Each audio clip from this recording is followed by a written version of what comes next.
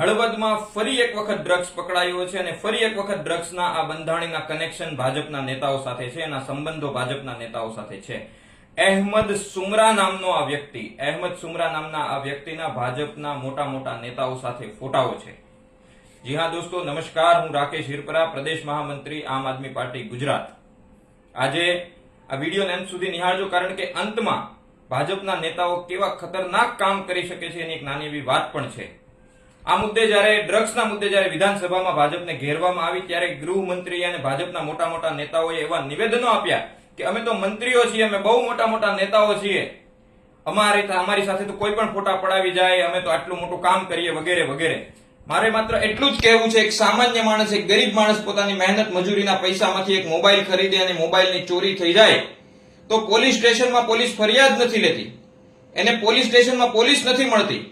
તો આ ડ્રગ્સ અને દારૂના માફિયાઓના કનેક્શન, એની સીધી ઓળખાણ ગૃહમંત્રી સાથે આટલી સરળતાથી થઈ જાય છે. શરમ આવી જોઈએ. એના પ્રથમ વખતનો કિસ્સો નથી. સુરતમાં ડ્રગ્સ પકડાય તો રેહાન અંસારી છે, એ ભાજપના લઘુમતી મોરચાના નેતાનો પુત્ર છે. વિકાસ આહિર ડ્રગ્સ સાથે પકડાય તો ભાજપના તમામ મોટા નેતાઓ સાથે એના ફોટાઓ છે, એના કનેક્શનો છે. ગૃહમંત્રી એના ટ્વીટના જવાબો આપે છે. આણંદ સોજિત્રામાં ડ્રગ્સ પકડાયું તો એ રાજકોટના ભાજપના નેતાનો પુત્ર નીકળ્યો. કેમ આ બધાના કનેક્શનો સીધા ને સીધા ભાજપ અને ભાજપના નેતાઓ સાથે સંકળાયેલા હોય છે. અને હવે અગત્યની અને ખૂબ ગંભીર વાત ધ્યાનથી સાંભળજો. થોડા કલાકો પહેલા હમણાં જ તે ગુજરાત સમાચારની ઓનલાઈન એડિશનમાં આ સમાચાર અપલોડ કરવામાં આવ્યા છે. થોડાક દિવસો પહેલા, થોડાક સમય પહેલા ભરૂચના રહાડપોર ખાતેથી એક સ્કૂલ વાન ચાલક પાસેથી, એની સ્કૂલની વાનમાંથી ડ્રગ્સ પકડાયું હતું અને પોલીસે એની ધરપકડ કરી હતી.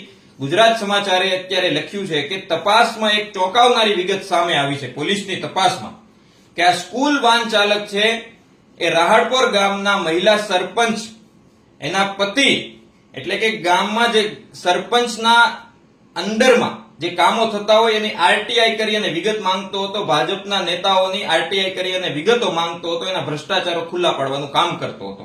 મહિલા સરપંચ પણ ભાજપના છે, એના પતિ પણ ભાજપ સાથે જ સંકળાયેલા છે. એટલે વિચારો કેટલું ખતરનાક કામ કર્યું. પોલીસ તપાસમાં સામે આવેલી બાબત છે કે ભાજપના લઘુમતી મોરચાના મહામંત્રી ગુલામ ફરીદ અબ્દુલ્લા અને મહિલા સરપંચના પતિએ મળી અને આની સ્કૂલ વાન ચાલક, જે આરટીઆઈ એક્ટિવિસ્ટ હતો, જે ભ્રષ્ટાચારો ખુલ્લા પાડતો હતો, એની ગાડીમાં ડ્રગ્સ મુકાવ્યું.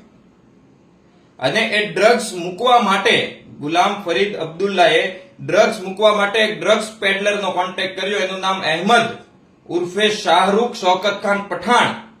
એને આ કામ આપ્યું કે તારે ડ્રગ્સ મૂકવાનું છે ફલાણા વ્યક્તિની ગાડીમાં. પોલીસે પકડ્યો, ધરપકડ થઈ. આજે તપાસમાં આ વસ્તુ સામે આવી. આ અહેમદ ખાન એટલે કે શાહરૂખ શૌકત ખાન પઠાણ પાસે પાછું ડ્રગ્સ ક્યાંથી આવ્યું તો એ પણ તપાસમાં આવ્યું કે એને વડોદરામાં કોક આફતાબ ઉર્ફે અપ્પુ સિકંદર શેખ પાસેથી આ ડ્રગ્સ મેળવ્યો. તો જુઓ, ભાજપના નેતાઓના કનેક્શન જુઓ, કેટલા ખતરનાક લોકો છે.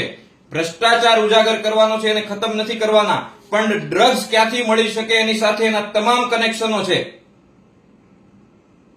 એટલે કે ડ્રગ્સ મળે છે એની જાણકારી છે, ડ્રગ્સ કેવી રીતે મળી શકે, કોને ડ્રગ્સના કેસમાં ફસાવી શકાય એની પણ જાણકારી છે.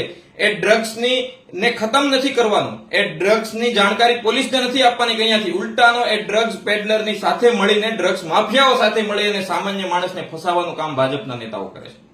કેટલા ખતરનાક લોકો છે મિત્રો, વિચારજો, સમજજો આ વાતને. માટે મારી ગુજરાતની જાહેર જનતાને, તમામ મીડિયા મિત્રોના માધ્યમથી અપીલ છે કે જાગવા, ભાજપના નેતાઓના ખતરનાક કામોને ઓળખો. આ લોકો આપણા સમાજને, આપણા યુવાધનને બરબાદ કરવા તરફ આગળ વધી રહ્યા છે. આવા લોકોને ઓળખીએ. જો આ ડ્રગ્સ નામના દૂષણને આપણે ખતમ નહીં કરીએ તો આ ડ્રગ્સ નામનું દૂષણ આપણને ખતમ કરી નાખશે. ડ્રગ્સ હટાવીએ, પરિવાર બચાવીએ. જય હિન્દ, જય જય ગરવી ગુજરાત.